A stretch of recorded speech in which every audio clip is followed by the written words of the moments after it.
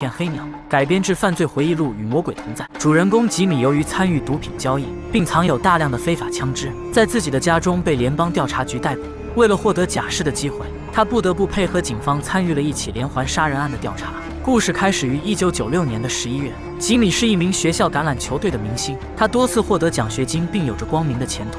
在人际交往方面，他还有着过人的天赋。他居然随身携带一个枕头去拜访自己的合作伙伴，这都是因为在他们上次见面的时候，吉米无意中听到对方说自己经常落枕。不过这次吉米被找来却是因为另外的原因。罗格告诉吉米他收到的货被人调包了，希望吉米能给他一个满意的解释。作为吉米从小到大的伙伴，丹尼为了还债悄悄地偷了这批货，不过在被对方识破后，他被绑在了凳子上。看到这种局面，吉米并没有落井下石，反倒是代替同伴用了3倍的价钱赔偿罗格。罗格觉得吉米这个人很仗义，所以也就没有继续追究这件事。生活中的吉米同样也是一位情场的海王，帅气的西装再配上他迷人的微笑，只需要小小的一个举动就会取得女孩的好感。不过天网恢恢，疏而不漏，吉米还是因为他犯过的过错被捕入狱。吉米的父亲是一位有着20多年工作经验的警察，然而他却有一些把柄在检察官的手里，所以这次他的儿子很难被无罪释放。不过他告诉吉米，只要主动认罪，预计他的刑期将只有4到5年。在法庭上，针对法官对他的各项指控，吉米没有为自己进行辩护，所以法庭很快就做出了裁决。法官告诉吉米，鉴于他良好的认罪表现，法庭会判处他最低的刑期。然而这个刑期却不是5年，而是10年。在一片乡下的玉米地里发现了一位年轻的女性受害者，从女孩的身上可以清楚地看到她有被侵犯的痕迹。这是一件发生在美国印第安纳州的真实故事。侦探米勒来到案发现场进行调查，有一名目击证人说他看到过一个白人匆忙跳上了一辆货车，不过他并没有看清楚这个人的长相，因为是晚上，他也无法确定这辆车的颜色。不过有一点他可以确定，这是一辆82年的道奇货车。然而在随后的1年多时间里，警方并没有抓到这名凶手。这天，侦探米勒突然从其他的报告中发现了一个细节，有2名14岁的女孩描述在路边遇见过一个变态的货车司机。顺着这条线索，米勒发现这个喜欢尾随女孩的司机曾有3次被投诉的记录。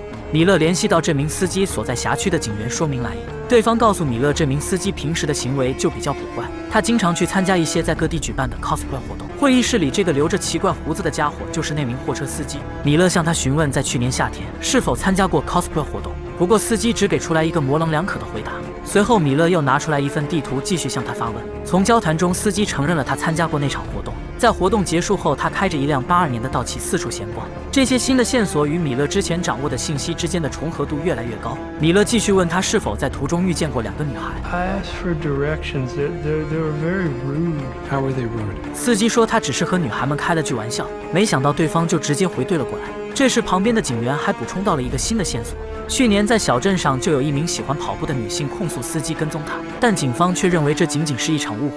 司机解释说他只是喜欢和女性开玩笑，因为他从来没有想过要伤害对方。不过他却承认了他曾经做过一些奇怪的梦，在这些梦中他杀害了许多年轻的女性。 I don't dream of killing women. I just have a lot of dreams where I'm killing them. 探员米勒继续追问在梦中到底是什么样子。司机描述说，在梦中他仿佛脱离了自己的身体，他在一个很高的地方俯视着这些女性。他说虽然他没办法给出准确的描述，但他却记得这是一件非常不好的事。 Where women are being killed. Sometimes. 接着米勒又拿出一张被害者的照片，向司机询问这个女孩是否出现在他的梦中。然而这时司机的情绪却突然失控，他跑到门口说他现在只想回家。米勒现在非常确信这名司机就是凶手。 FBI 的特工马克来到了小镇，准备对司机进行询问。他说他就是因为压抑才会在梦中做许多很坏的事情。随后马克拿出受害者的照片，告诉司机女孩并不是在你的梦境中，而是真实的存在你的生活中。接着司机就开始表述了整件事情的发生经过。他记得那个女孩当时骑着脚踏车，起初女孩对他非常友善，但当他邀请女孩走进他的货车之后，事情就发生了改变。女孩开始变得非常难过。之后司机开车带着女孩来到了一片乡下的玉米地。司机非常清楚地记得在那个地点有一个26号的指示牌。接着他说本来他是不会记得这么清楚的，但因为他没有时间把女孩埋葬，所以他不得不反复开车经过那里。他还强调说以前他都会把这些女孩埋葬，而唯独这次是例外。马克继续向司机追问一共有多少名女性。随后司机拿出手指试图回忆那些女孩，不过他说他没办法想起来一共有多少人了，因为每次他都会感觉很累而且很内疚。他会因为把对方的拉链弄坏这件事感到沮丧，所以他才会在事发后把女孩的衣服叠得整整齐齐。随后探员马克将整件事情的经过写了下来，并让这名司机在上面签了字。不过目前他们并没有掌握关键的证据对他进行起诉，所以 FBI 的探员试图在破获这起案件上另辟蹊径。吉米作为一名毒贩，并在家中私藏了大量的非法枪支。虽然他当庭认罪，但还是被判处了10年监禁，并且不得假释。在7个月以后，探员劳伦和律师老黑找到吉米寻求合作。劳伦说他希望把吉米转移到另外一所监狱，在那里与一名连环杀手成为朋友，并让他说出自己的藏尸地点。律师接着补充到，嫌疑人目前供诉了2起案件，但警方只找到了1具尸体，他们需要找到另外1名受害者，而且他们甚至怀疑还有12名失联的女性与此案有关。但当吉米得知此人关押在一所重刑监狱后，他认为对方是让他去地狱里与魔鬼交朋友。Hey, so where'd you bury 13 bodies? 接着吉米笑了笑，说道：“给他再多的钱，他也不干这件事。”不过劳伦却告诉吉米，如果与他们合作，就可以换取减刑。接下来，他们将搭乘飞机前往菲尔德监狱。吉米被告知可以换上便装，因为他们不想让他引起其他人的注意。劳伦告诉吉米，想要尽快的出狱，就不要引起不必要的麻烦，并且不能过快的与凶手接触，否则他会猜到是警方派人去找他的。女探员说，她会以吉米女朋友的身份前去探视吉米，必要时他们还可以做出一些亲密的举动。Should we practice now? 拉里·霍尔拥有先天性的人格障碍，他虽然供认了自己的犯罪行为，但警方并没有找到直接的 DNA 证据。在庭审阶段，法官认为拉里·霍尔容易受到其他人的暗示，所以警方提供的这份证词无法证明拉里·霍尔就是杀人凶手。再加上当时审问他的警员在同僚看来极具攻击性，因此法庭批准了拉里·霍尔的上诉请求。在探员劳伦和律师老黑看来，现在留给吉米仅有1个月的时间了。与此同时，身处牢房中的吉米正备受煎熬，从早到晚他始终都没有看见霍尔这个人，这也让他对能否顺利完成计划产生了疑问。另外一边，霍尔在狱警的护送下回到了自己的牢房。此时铁门滑动的声音引起了吉米的注意，随后吉米起身来到门前，他终于见到了这个让他感到恐惧的男人。午餐时间，吉米端着餐盘寻找着拉里·霍尔，他特意选择一个距离合适的位置坐下。这一次他并没有直接开口说话，而是观察着这些人之间谈论的话题。旁边的大胡子正在和霍尔争论着关于给货车清洗油箱的话题。他发现霍尔并不是不爱说话，在他愿意畅谈的话题上，霍尔反倒是一个话痨。这一点让吉米明白他应该有办法可以撬开霍尔身上的秘密。随后吉米跟在他的后面来到了监狱的放映室，吉米及时找了一个位置坐下，他看电视的同时也在观察着霍尔。但这时从外面走进来一位一脸严肃的男人，男人径直来到电视机前，切换到了自己喜欢的频道。拉里·霍尔向他低声说道，他们正在看节目，但男人非常强势地表明了自己的立场。此时吉米心想，他苦等的机会终于来了。紧接着他起身又将频道切换到了原来的画面。吉米的这一举动激怒了身后的男人，男人皱着眉头对吉米进行了死亡凝视，但吉米没等他动手，直接先发制人，一拳就将男人打得苦苦哀求。随后他又质问男人为什么看完视频不点赞。片刻之后，狱警赶到现场将他们2人分开，吉米则被送进了单人牢房进行反省。次日，当吉米返回牢房的时候，脸上充满着自信。他看到霍尔此时正站在牢房的门口，与以往不同的是，这次是霍尔率先开口向吉米打了招呼，吉米则是顺势靠在门前等待霍尔向他发问。霍尔想知道吉米为什么会帮助他们发声，不过吉米却轻描淡写地表示着没什么大不了的。就这样，吉米初步取得了霍尔对他的信任。吉米有一位身患重病的警察父亲，这天他突然在一个非探视的时间来到监狱进行探视，然而他的这个无心之举却让警员卡特知道了吉米的真实身份。如果这个消息走漏出去，将会给吉米带来非常大的风险。卡特需要吉米给他筹集1万美刀作为报酬，并让他的父亲把钱带来。然而当吉米再次见到父亲的时候，父亲却表示家里现在已经没有多少钱了，藏在背包和鞋盒里的钱早都被他花掉了。吉米在霍尔的牢房里看到了很多他参加活动时候的照片。霍尔向吉米解释了他留胡子是为了效仿美国内战时期的将军们。他还告诉吉米，照片里边的人就是他的双胞胎哥哥。看似很愉快的聊天，但霍尔却突然反问吉米为什么对他这么好。俗话说无事献殷勤，非奸即盗。吉米只好解释说，如果没有朋友，他不知道如何度过这里的日子。就这样，在接下来的一段时间里，他们开始谈论的话题越来越多。随着2人之间关系的逐渐升温，霍尔将吉米带到了他平时工作的锅炉房。霍尔给吉米详细描述了他是如何清理残留在地板上的动物血迹，这也让吉米看到了他完成任务的曙光。不过此时却出现了一个相当棘手的问题。吉米告诉劳伦，如果无法给知情的狱警1万美刀，他的卧底身份就会被曝光。但劳伦说联邦调查局是不会批准这件事的，不过他可以想办法将吉米转移出去，因为现在他怀疑自己可能是抓错人了，所以他不希望吉米继续在这里冒险。然而吉米却说他现在哪也不去，一方面如果他现在退出意味着他没办法减刑，另一方面吉米认为霍尔一定是那个被通缉的连环杀手。吉米借助拉里外出的时间悄悄走进了他的牢房，他仔细地观察着墙上的照片，试图去找出拉里作案的线索。不过他很难在短时间内找出这些照片之间的关联。随后他又拿起了拉里平时喜欢阅读的书籍，但在这本书里吉米依然没有找到任何有价值的线索。然后吉米又试图查看了拉里的床铺，但这时他突然将目光锁定在地上所堆积的杂志上。吉米小心翼翼地拿开上面的卫生纸，在这些杂志中，一本实用教材引起了吉米的注意。吉米在这本杂志里发现了许多拉里手绘的草稿。正常人在看到这些疯狂的涂鸦后，都会感到非常的不适。强大的视觉冲击力让吉米也是紧锁眉头。在得到了这个惊人的发现后，吉米小心地把杂志放回了原处。随后，吉米离开了拉里的牢房，但这时他发现那个试图敲诈他的狱警正在他的房间等候。不过这时在吉米的脸上却看不出丝毫的恐惧。吉米如实地告诉狱警，他暂时筹集不到那些钱，但他确实是尽力了。狱警在看到吉米如此坚毅的表情后，并没有选择进一步为难他，这也让吉米暂时松了一口气。随后，吉米走到门外，他看到了此时已经返回牢房的拉里。拉里询问吉米是否看到有人闯入他的房间，吉米则是淡淡的摇了摇头，并将双手放在裤兜里。接着他问拉里是不是有东西丢了，但这时拉里却反问吉米为什么会提出这样的问题。吉米则是试图对此进行解释，但拉里却说他不担心有人走进他的牢房。他的这种异常举动也险些让吉米的谎言被揭穿。看着面带微笑的拉里，却让吉米的内心中感受到了莫名的恐惧。 Where's this coming from?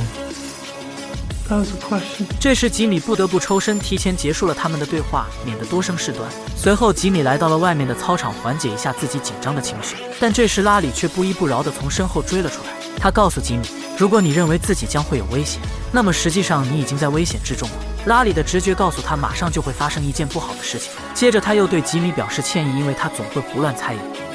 I know you're upset. I am not upset. 正如拉里的预感一样，在这所关押重刑犯的监狱里，经常会发生一些帮派火拼的事情。在这种情况下，囚犯们会疯狂地对这里边的设施进行破坏。手持警棍的狱警也根本不是这些狂徒的对手。不过置身事外的吉米和拉里并没有在这场冲突中受到伤害。经过这场风波以后，牢房里边已经变得混乱不堪，特别是在食堂里出现了大面积的油污和血渍。作为清洁工出身的拉里，当仁不让地负责了食堂的清理工作。在囚犯们集体打扫食堂的过程中，吉米借机向拉里询问他是如何成为一名清洁工的。拉里说他在读高中的时候，每天放学后都会去饲料店打零工。在这之后，他还在一家药店里负责清理工作。 What do you do? In high school? 吉米则说他在高中的时候是靠卖大麻来赚取零花钱的，但拉里却说他住在一个民风淳朴的小镇，那里的人们遵纪守法，而且相处得非常融洽。他会时常想起街区上的糖果店以及在校园里翠绿的草坪。当然，令他印象最深刻的还是学校里漂亮的啦啦队。不过这时拉里的脸上看起来却显得有些伤感，他无意中说出了他从小是在墓地里长大的。 You grew up in a cemetery? Oh, it was actually a pretty nice way to grow up. 拉里说他正式成为一名挖墓人是在他14岁的时候，但在这之前他也挖了很多次。吉米想知道在这之中有什么不同之处。拉里告诉吉米，前一种情况是挖墓地，而另一种情况则是挖棺材。之后他还解释说，很多死者用一些东西进行陪葬。他强调说，这些人会霸占一些对别人有用的东西，然后藏在地下2米深的棺木里。他认为这样的做法对谁都没有好处。不过吉米却非常好奇拉里为什么在这种环境下不会感到恐惧。但在拉里看来，死者却是友善的，因为他们无法说话，自然也无法去贬低拉里。与之相反的是，在他身边却出现了一个高不可攀的女孩。从幼儿园到大学，她一直都是光彩照人，但她却因为一次意外扭断了自己的脖子。在那以后，这个女孩对于拉里来说就不再是高不可攀了。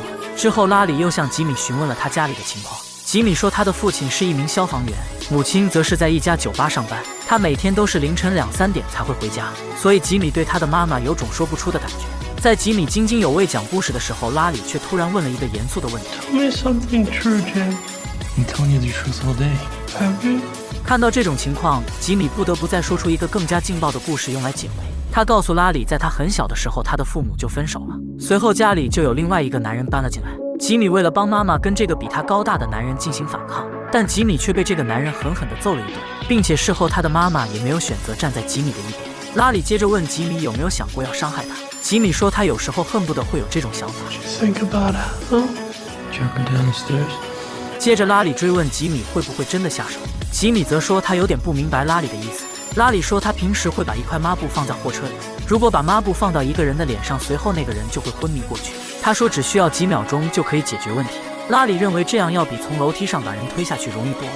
吉米接着问拉里为什么会有这种想法，拉里则说这样做的话，那些女孩就不会反抗了。 What girls? Girls like me. 随后吉米被守卫带到了心理医生的办公室，这也是他暗中和外界传递信息的中转站。但让他没想到的是，接待他的医生却变成了另外一个人。吉米习惯性地展示了他招牌式的微笑，不过面前的女医生并不清楚他的卧底身份。吉米非常警觉地询问对方为什么会找到他，女医生则说她看出来吉米是一个心智健全的人，但其他的病人却容易因为一个错误的念头就失去理智。此时圣母光环加深的女医生劝诫吉米，希望他能发挥自己的怜悯之心，不要对他的病人的心理健康构成威胁。 I urge you to take it seriously. 监狱里的大佬告诉吉米不要帮助这里的狱警，因为那样的话吉米会抢了他的生意。吉米不得不真诚地对大佬表示了歉意，虽然这样的做法可以让大佬满意，但狱警可不会轻易地放过吉米。没过多久，吉米就发现他的电话卡被冻结了，在他身后的光头此时看起来有些不耐烦的样子。不过吉米还是继续不停地尝试与外界进行联系，他尝试了所有的号码，但都显示无法接通，并且他还险些与这个光头产生冲突。但这次吉米却理智了一回。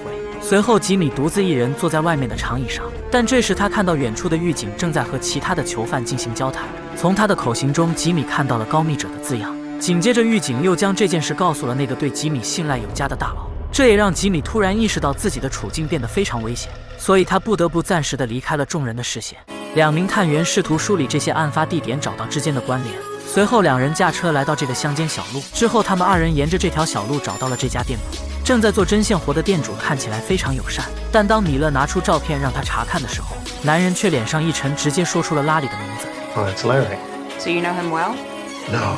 Yes. 男人解释说他和拉里不认识，只是他那个特殊的胡子让他印象深刻。他记得大概在92年的时候卖给他一对道奇的刹车盘。店主本来以为他是一个人畜无害的小伙，但店主发现即使拉里不买汽车零件也会开车到这里乱跑，他会主动的和这里的年轻女孩们聊天。男人说他之后就把拉里赶走了。 Why do you run him off? 店主说因为拉里会让很多女孩感到不舒服，这里边就包括他的女儿奥黛丽。奥黛丽告诉他们拉里说的话总是特别奇怪，比如你的脚踝真漂亮，或者是你的耳垂很诱人之类的话。有时候他还会坐在长椅上直勾勾地盯着你看，当你问他怎么了的时候，他就会说在他的货车里有特殊的清洁剂，然后会带着你去他的货车查看。 Did you ever go? Fuck no. 接着奥黛丽说拉里还喜欢送给他小礼物，但大多数的物品都已经被他丢掉了，不过有一样东西他还没有扔。随后探员跟着他来到了后面的库房，奥黛丽指着这辆单车告诉探员，这就是他们最后一次见面时拉里送给他的礼物。看到这辆遗失的单车，2人四目相对，他们认为这次可以有确凿的证据给拉里定罪了。然而他们还是想得太简单了。律师告诉他们，仅仅靠一辆单车还是不够，虽然有证人可以指证这辆单车是拉里送的，但车架上的序列号已经被酸液腐蚀，并且因为相隔有4年的时间，上面的指纹应该已经不见了，所以没办法证明这台车就是受害者的单车。律师承认他们现在努力的方向是对的，不过距离完成目标还是远远不够的。在狱警的指引下，吉米在监狱的木工车间里见到了拉里。 How long you been working on those? Couple of weeks. 吉米向拉里询问这些木质的小鸟有什么用途，但拉里并没有告诉吉米他所雕刻的小鸟是用来守护死者的。随后他将话题转移到吉米今天差点打架的事情上。吉米解释说是因为他的电话账户出了点问题，不过拉里认为吉米一定是在这里与人结仇。吉米说只是因为一点小事和守卫起了争执，但这略显牵强的解释并没有得到拉里的认同。吉米只好说是因为帮助拉里出头才得罪了守卫。随后他假装回头看了下后面，并悄悄地告诉拉里，他被守卫认为是一个伤害儿童的变态杀手。 I've never raped anyone in my life, James. What did you do? I had sex with them. 拉里还强调他们并不是儿童，因为他的曾祖母14岁就怀孕了，所以在他的世界观里并没有把这些女孩当作儿童。接着拉里询问吉米一共交往过多少个女孩，拉里认为这多少有些不可思议，他想知道吉米是如何向女孩搭讪的。吉米笑着说他只是不停地和女孩说话，很多时候他们说着说着天就亮了。这段话让拉里感到非常的自卑，他说从来没有女人主动和他说过话，只有一些年轻的女孩会接受他的搭讪。 She was nice at first. Who's that? Jessica Roach. 拉里说当时杰西卡的脚踏车陷入了碎石里，在他看来女孩虽然很聪明，但可惜不会修轮胎，所以他就开着车载了她一程。开始的聊天并没发现什么问题，但突然间拉里就受到了女孩的攻击。这时吉米继续追问女孩为什么会攻击他。 Why are you asking? Shit, Larry, I thought we were just talking. Is that what we're doing? That's what I'm doing. 拉里接着说女孩刚上车的时候还是好好的，他向拉里询问了是不是本地人等一些问题，但这时拉里突然亲了女孩一下，随后女孩开始还击并扇了他一个耳光。看到女孩大声喊叫后，拉里就用抹布将她的嘴捂住。在这之后，拉里又将货车开了一段距离，他找到了一个四周无人的地方。吉米想知道后来又发生了什么，但拉里却强调说他想不起来了。在他看来好像是做了一场梦。不过当他醒来的时候，他发现女孩没穿衣服，然后女孩又接着哭了起来，她哭喊着要找她的妈妈。拉里说这让他感到很生气，接着他就把女孩带到了玉米地的深处，他找到一个大树让女孩坐下，紧接着他又用皮带勒住了女孩。此时已经听得头皮发麻的吉米，为了不尴尬，只好勉强地挤出了一丝笑容。夜晚时分，吉米和拉里相继回到了自己的牢房。面对拉里传来的问候，吉米并没有发出任何声音，因为只有在这个夜深人静的时候，吉米才得以释放自己的情绪。吉米在得知拉里杀害无辜少女的细节后，就不停地一直在做噩梦。在梦境中，吉米遇见了骑着单车的女孩杰西卡，不过他却不清楚为什么会出现这样的幻觉。然而这时，拉里突然出现在旁边，并将一个皮带交到吉米的手中。紧接着，在吉米面前的女孩就变成了其他人。吉米按照拉里的指引，奋力地拉紧手里的皮带，但此时女孩又变成了联邦探员赫敏的模样。随后，在拉里的呼喊下，吉米才从梦中惊醒。 You were having some dream. 拉里告诉吉米，有可能是他昨天讲的故事太过精彩，所以才会让吉米噩梦不断。吉米反问拉里为什么要对他说谎，这样的做法就是没有把他当成知心的朋友。接着，吉米又故意表现出了非常气愤的样子。吉米认为，只要他多思考一下，就会想到拉里的故事有破绽。如果拉里是一个专业的挖墓人，那为什么没有给杰西卡挖一个墓地呢？然而拉里的解释是那天的天色很暗，他很难在黑暗中找到合适的土壤，并且那时候还有个男人把车停到马路的对面，他很想回去挖墓地，只是没有机会了。吉米则继续通过犀利的言语，并想以此来激怒拉里。没过一会儿，他的办法就产生了奇效。 I'm not lying. Okay. You're not a killer, man. I've looked into the eyes of a few, and you don't have those eyes. What eyes do I have? No wannabes. 拉里告诉吉米一会去木工房找他，他要让吉米看看他到底是什么样的眼神。吉米来到木工房，见到了正在画画的拉里。拉里告诉吉米，他的工作终于完成了，这里木质小鸟都是他亲手雕刻的，但还需要他的兄弟帮他把表面涂上黑色的木漆，所以他要把这些带上色的黑鸟寄回家。拉里告诉吉米，这些黑鸟都是用来守护死者的，每只黑鸟都会守护他们的灵魂，并确保他们相安无事。拉里不喜欢被吉米说成自己就是一个骗子。 Shut the fuck up and listen to me. When I folded those clothes, a deity.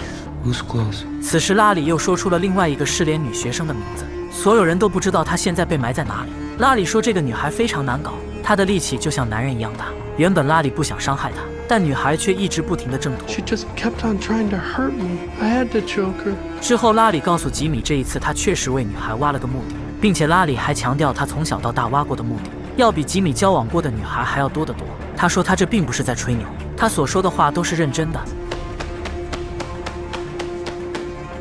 他给墓地找的地方都是他精心挑选的，他认为绝对没有人会找到，但他可以记住每个墓地的确切位置。他接着说，每个人的人生目标都是需要被别人关注，他让这些女孩获得了外界额外的关注，只要他还活着，这些女孩的生命就有了意义。不过吉米告诉他还可以做得更好，如果可以把地图给他们的家人，就可以让他们得到安宁，这样就可以让他们的家人把过去的事情暂时放下。不过此时拉里却是非常清醒，他知道如果他说出了这些地点，他就永远出不去了。拉里一直认为吉米是在和他开玩笑，但吉米此时表现出了非常认真的态度。看到吉米如此决绝的口气，拉里下意识地向后退了2步。拉里认为他会赢得上诉，并继续过着平静的生活。然而这时吉米面目狰狞地怒斥拉里，吉米告诉拉里他绝对不会赢得上诉。这时拉里才意识到吉米原来是 FBI 派来的卧底。随后恼羞成怒的拉里直接掐着吉米的脖子，将他推到墙边。门外的狱警闻讯及时赶来，将2人分开。自此2个人算是彻底撕破脸皮。在吉米暴露了自己的卧底身份以后，他却并没有如愿的和外界取得联系，并且这些不知情的狱警也没给吉米解释的机会，他们直接将吉米关进了单独的牢房。吉米努力回忆着昨天他看到的那张拉里手绘的地图，之后他又试图请求守卫给他一张纸和一支笔，但吉米仅仅得到了一卷卫生纸。这时吉米突然想起了之前拉里和他的谈话，身体上的不同体液都会有不同的功能，所以吉米一狠心直接咬破了自己的手指。随后他开始凭着记忆在墙上绘制地图。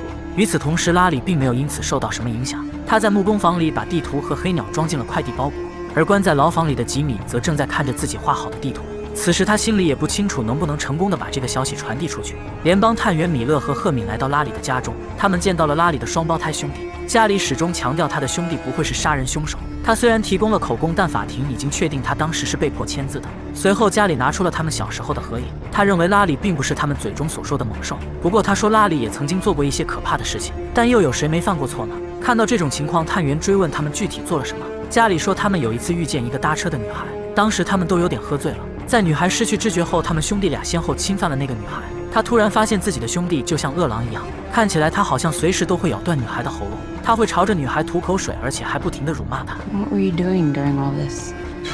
Shock. 家里说他从来都没有见到拉里的那种眼神，这件事也让他感到非常的不安，所以那天晚上他一宿都没有睡。他生怕拉里半夜起来再有什么不好的念头。家里一直很自责，是他让拉里用错误的方式接触女孩。So maybe that's why you got a taste for killing them. I never said he was a killer. So you knew.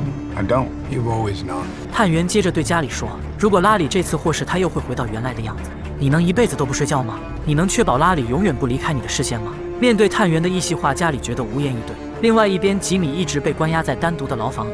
这天，门外突然出现一个不同着装的守卫。吉米将自己的卧底身份如实的告诉了这名狱警，他希望对方能帮他给联邦调查局传递个信息。没过多久，吉米等到了他的救星。知情的心理医生将吉米从牢房里救了出来。吉米如愿的见到了联邦探员，随后他在桌面上绘制了他印象中的地图。What are the dots? The bodies. Okay. 吉米说他清楚地看见了拉里的地图，那上面并不是之前所说的14人，而是多达21人。说到这里，此时的吉米再也无法掩饰自己的情绪。Use 2 belts. What? 吉米说，拉里杀害骑单车的女孩时是用了2条皮带勒到她停止呼吸。What else he tell you? Told me folded Trisha Weiler's clothes and placed her very mental. Then we got him, Jimmy. You got him. 与此同时，拉里的手绘地图被快递送到了他的家中，但这张掌握具体信息的地图直接被他的父亲丢到了火里。吉米再次回到了审判他的法庭，法官告诉吉米，基于他的立功表现，法庭决定减免吉米的剩余刑期，并且此判决立即生效。经历了一系列的磨难，吉米也算是终于得偿所愿。随后，律师和2名探员都对吉米表达了由衷的谢意，但联邦调查局并没有根据吉米的手绘地图找到那些藏匿的尸体。不过在法庭上，法官认为拉里表述的细节是只有实际行凶的人才有可能知道，所以虽然没有找到尸体，但依然驳回了拉里的所有上诉申请。在上诉失败后，拉里霍尔企图自杀，但他并没有如愿。之后，家里来到监狱探视了拉里，他希望拉里把他所做的事情如实的告诉别人，这样才能摆脱自己内心的罪恶感。在家里的说服下，拉里供认了15起谋杀案，不过很快他又撤销了全部的供词。截至目前为止，还没有一个埋藏地点被发现。吉米在被获释后开始了一段成功的商业生涯，他也将继续协助联邦调查局去破获这起案件。此时的拉里霍尔仍然关押在狱中，并且终生不得假释。